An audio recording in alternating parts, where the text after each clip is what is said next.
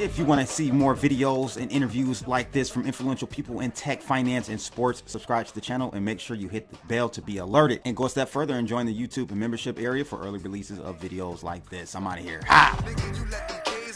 Trump or DeSantis for 2024? Because I like what... If you were a Republican, let me phrase it that way. If you were a Republican, because I don't want to... Yeah. Would it be Trump or DeSantis for 2024? I prefer DeSantis. Okay. I do. Okay. And the reason why I prefer DeSantis is because I think that he and Trump, they share very similar policies. But I think that the delivery that DeSantis delivers is more palatable. See, so like you, I'm not a Trump hater. I actually enjoy and agree with many, albeit not all, but many of Trump's policies. I just really think he needs to work on his delivery because it's not very diplomatic. Wouldn't it be great to have a Trump merge with an Obama? Oh, yes. Well, I think that's what DeSantis is. That's what DeSantis is? That's my opinion. You can, I mean, if you're like, no, I don't think so, I'd be interested. No, I'm just curious. I like what he's doing. We're going to talk about this next. What your governor did with fighting against this CBDC thing. I want to get your opinion on that. I heard you were very excited about that. You were willing to drop everything for that. I don't know. Like, I just feel like DeSantis may be too much of a nice guy. And like Trump said, not wealthy enough to not be bought. I feel like once he gets in office, he'll comply. He'll bend to one side or the other. Where Trump, we know Trump, narcissistic ass, he's going to do what he wants to do. And you can't change that.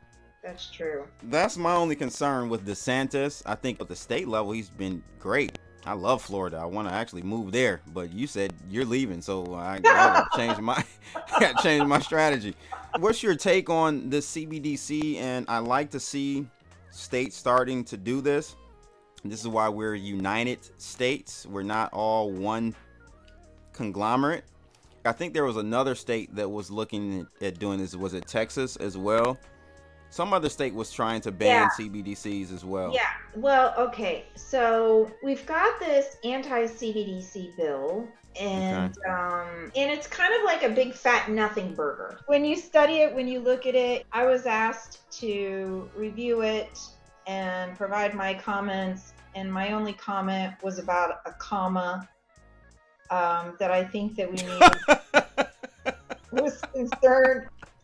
I was concerned about the modifying phrase could be. Oh my God! It wasn't in ADA format. It wasn't in the whatever format. No, there was this sentence. There was a sentence, and there was like a couple of commas in this sentence that breaks it up right. And then I was like, okay, so does it modify what's coming? Oh my God. Modify what comes for. And so I think that we need to reposition the commas to eliminate this ambiguity. Because if I think it's ambiguous, then it is ambiguous because it means anybody could think it was ambiguous. So when you craft language as a lawyer, right? It's why people get really pissed off at us. But this is real because there is a case out of Canada. Legalese, right? It's called legalese. Well, legalese is something different, right? Oh, okay. But, all right. But there's this case out of Canada where a comma cost a telco company $1 million, right? The comma was misplaced in the contract, and due to the misplacement of the comma, it resulted in oh my loss. God. So I was looking at this and I'm like, I'm not loving this comma. I'm not. I think we've got to move. Wow. But I like the anti-CBDC bill because it doesn't hurt anything, but it sends a very clear message of les résistants. This is les résistants. It's that here in the state of Florida, for the people of Florida, we're not going to go along with this plan. And the plan is to give the Federal Reserve Board of Governors, which is today comprised of only 6 individuals, more power. And this is insane. This is insanity.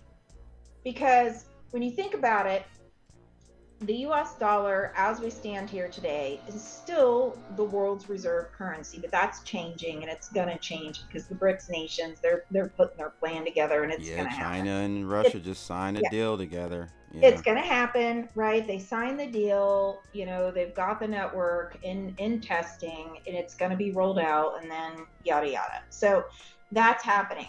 But right now, US dollar, world reserve currency, the reason why our debt doesn't matter is because we can just print money to pay off our own debt. That's why nobody ever gave a flying flat rat. Now the idea, the Federal Reserve, the Board of Governors of 6, controls all the monetary policy for the planet then. For the planet, for the freaking planet. Yeah, true. Then you get the input from Treasury Secretary Janet Yellen, the input of the president of the Federal Reserve Bank of New York, and then the input of 4 other presidents of the 11 other reserve bank branches. And so now you're up to 12. So 12 people, a committee of 12, which are easily identifiable and manipulated by other folks around the world, by the big power brokers. This is who's really running the show here. Those 12. And then the people that influence them. That's terrifying, that 12 people should have planetary control over the economic lives of, what are we now, 8 billion? I don't know. Who can count? This is insanity. The system has to be broken.